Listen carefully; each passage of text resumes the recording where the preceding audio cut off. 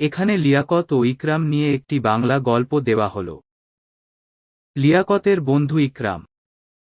লিয়াকত ও ইকরাম ছিল খুব ঘনিষ্ঠ বন্ধু।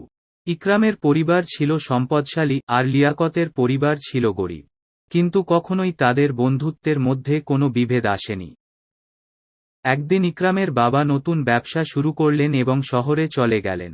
ইকরামকেও সঙ্গে নিয়ে গেলেন। শহরের নতুন পরিবেশে ইকরামের জীবন পুরো পাল্টে গেল। সে অনেক ধনী বন্ধু পেল, বড় স্কুলে ভর্তি হল, কিন্তু তার মনের কোণে লুকিয়ে থাকা লিয়াকতের কথা ভুলতে পারল না।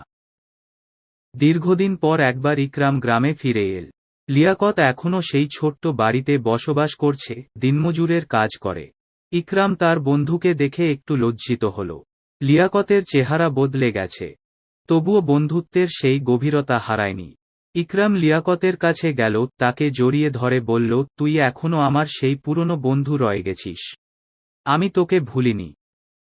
লিয়াকত হাসি দিয়ে বলল, বন্ধুত্ব তো টাকা পয়সার জিনিস নয় ইকরাম, সেটা মনের জিনিস। তুই যদি আমাকে ভুলেও যাস, আমি তোকে ভুলব না। ইকরাম সেদিন বুঝল, সত্যিকারের বন্ধুত্বের কোনো মূল্য টাকায় হয় না। সে লিয়াকতের জন্য কিছু করতে চেয়েছিল, তাই তাকে শহরে নিয়ে গিয়ে নিজের ব্যবসায় কাজ দেওয়ার কথা বলল। এরপর তারা দুজনেই নতুনভাবে জীবনের পথে হাঁটল। ইকরাম শহরে তার বন্ধুকে সঙ্গ দিল, আর লিয়াকত সৎ পরিশ্রমে জীবনে নতুন আলো দেখল।